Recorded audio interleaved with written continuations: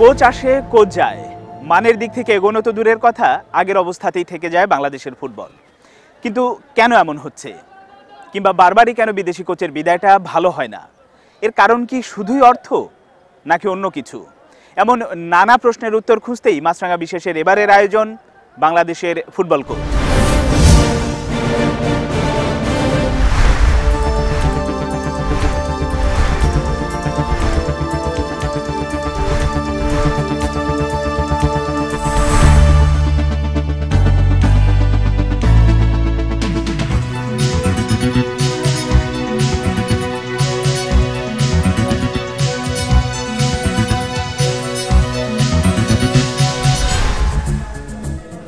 October 2014 জাতীয় দলের 17তম বিদেশি ফুটবল কোচ হিসেবে বিদায় নেন লুডভিগ ডি ক্রুইফ। এমন তিক্ত অভিজ্ঞতা নিয়ে বিদায়ের ঘটনায় এটাই প্রথম কিংবা শেষ নয়। ক্রুইফ পূর্ববর্তী প্রায় সবার বিদায় ছিল একই রকম। পরিস্থিতি এমন দাঁড়িয়েছে যে যেন এটা বাংলাদেশের ফুটবল সংস্কৃতি।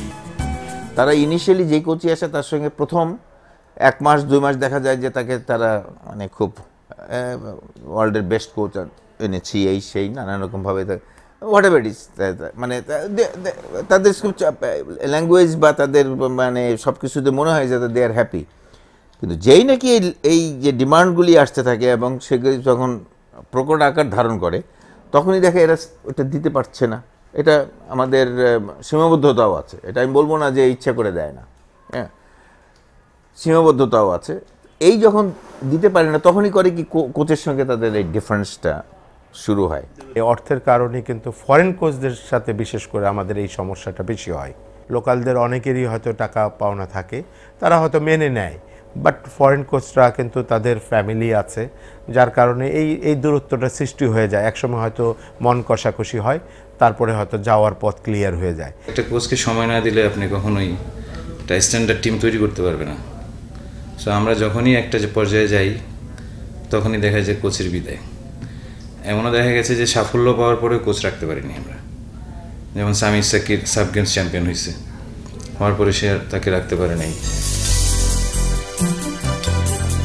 বাংলাদেশ জাতীয় ফুটবল দলের প্রথম কোচ ছিলেন প্রয়াত সাহেব আলী।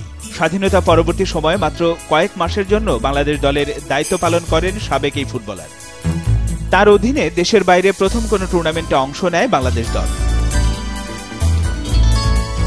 আর প্রথম বিদেশি কোচ জার্মানির ওয়ার্নার বেকেনহফ। সংস্কৃতি বিনিময় চুক্তির অংশ হিসেবে 1978 থেকে 81 এই 3 বছর বাংলাদেশের ফুটবল উন্নয়নে কাজ করেন এই জার্মান। আর দেশি বিদেশি মিলে এখন পর্যন্ত বাংলাদেশ দলের দায়িত্ব পালন করেছেন কতজন কোচ, তার সঠিক হিসেব খোদ ফুটবল ফেডারেশনেই নেই। উইকিপিডিয়ার তথ্য বলছে 73 থেকে 2014 এই 41 বছরে বাংলাদেশের ফুটবল দলের দায়িত্বে ছিলেন 25 জন কোচ। এর মধ্যে বিদেশি কোচের সংখ্যা 17 জন আর দেশি 8 জন। তবে উইকিপিডিয়ার এই তথ্য পুরোপুরি সঠিক নয় বলে দাবি সাবেক কোচদের। তাদের মতে স্থানীয় কোচের সংখ্যা আরো অনেক বেশি। মজার ব্যাপার হলো বাফুফের বর্তমান প্রেসিডেন্ট খেলোয়াড়ি জীবনে ছিলেন জাতীয় দলের অধিনায়ক, আবার খেলা ছেড়ে কোচ হিসেবেও জাতীয় দলের দায়িত্ব পালন করেছেন সালাউদ্দিন, তাও আবার একবার নয় 3 মেয়াদে। বাংলাদেশে কাজ করা বিদেশি কোচের মধ্যে সবচেয়ে হাই প্রোফাইল জার্মানির অটো ফিস্টার। 1994 থেকে 97 এই 3 বছরে বাংলাদেশে কাজ করার পর তিনি দায়িত্ব পালন করেছেন বিশ্বকাপে খেলা ক্যামেরুন, সৌদি আরব আর ত্রিনিদাদ অ্যান্ড টোবাগো দলে। টানা 3 বছর বাংলাদেশের হয়ে কাজ করেছেন এমন কোচের সংখ্যা মাত্র 3 জন। তারা হলেন ওয়ার্নার বেকেনহফ, অটো ফিস্টার আর জর্জ কোটান। প্রথম 2 জন জার্মানির, অন্যজন যুগোস্লাভিয়ার। বাকিদের কয়েকজন 1 থেকে 1.5 বছর, আর বেশিরভাগেরই মেয়াদ শেষ হয়েছে 6 থেকে 8 মাসের মধ্যে।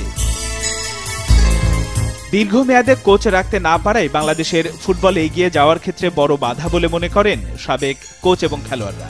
কোটান হয়তো করে দিয়ে গেছে চ্যাম্পিয়ন, তারপরে আবার ধারাবাহিক পারফরমেন্স নিচের দিকে গেছে, আবার হয়তো আরেকজন এসে উঠিয়ে দেয়। তো আমরা এটা কিন্তু করতে পারছি না। হলো বিভিন্ন ধরনের কোচ আসে, এক একজন এক এক সিস্টেমে খেলায়, এক এক খেলোয়াড়কে টানে, কেউ পরীক্ষামূলকভাবে কাজ করে, যার কারণে আমরা কোনো সময় সঠিকভাবে কিন্তু এগোতে পারছি না। আমাদের এখন যেটা প্রয়োজন সত্যিকার অর্থে দীর্ঘদিন হোক, আমরা হয়তো 5 বছর পরে কোথায় যাব এটা যাতে নির্ধারণটা হয়। আমরা যেটা চাচ্ছি, সবাই মিলে চাচ্ছে যে আমাদের দেশ ইমপ্রুভ করুক, ইমপ্রুভটা যাতে দেখা যায়। আমরা শুধু হঠাৎ করে একটা রেজাল্ট পেলাম তারপরে আবার পারফরমেন্সটা ডাউন হলো, এরকম কিছু না।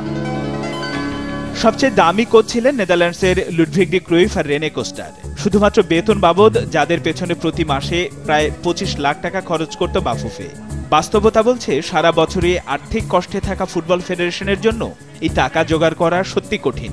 আবার এটাও ঠিক যে বর্তমানে ন্যূনতম মানের কোচ আনতে চাইলেও এমন টাকা গুনতেই হবে। সরকারি কিংবা স্পন্সর প্রতিষ্ঠানের সহযোগিতা ছাড়া যা অসম্ভব বাফুফের জন্য।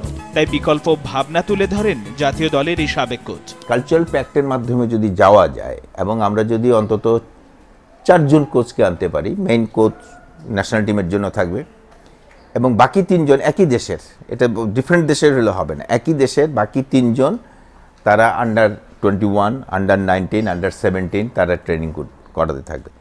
তার মানে কি এই ফিলোসফির সঙ্গে ওদের মিলে যাচ্ছে ওই 3 জনের সঙ্গে। সবগুলি চলতে হবে, সবগুলি ক্যাম্প। এখন আমাদের এখানে নানান এঙ্গেজমেন্ট থাকবে, ঠিক আছে, সপ্তাহে 3 দিন করুক, সপ্তাহে 2 দিন করুক। হ্যাঁ, তো এইভাবে হবে কি, ওই যে এইখানে আসার পরে কি খেলতে হবে, ওখান থেকে আন্ডার 16, আন্ডার 17 অবস্থায় থাকতে কিন্তু সে জানছে একই সিলেবাসে পড়ার মতো। আমি জানি না এটা এখন মানে বিএফএফ এবং ministry of sports, ministry of foreign affairs এরা যদি ইনভলভড হয় তাহলে একটা জিনিস করা যায়, যেটা হলো যে আমাদের এখানে যেসব ফুটবল প্লেয়িং ন্যাশনাল এমবেসি আছে তার যে এখানকার কালচারাল উইং যেটা আছে, বা কালচারাল উইংয়ের সঙ্গে স্পোর্টসটা বোধহয় সঙ্গে থাকে, এদের সঙ্গে আলাপ আলোচনা করে আমরা কালচারাল প্যাক্টের মাধ্যমে যদি আমরা কোচকে আনতে পারি তাহলে হবে কি, ওই যে বাল্ক একটা অ্যামাউন্ট প্রতি মাসে তাকে স্যালারি দিতে হয় সেটা থেকে বেঁচে যাবে।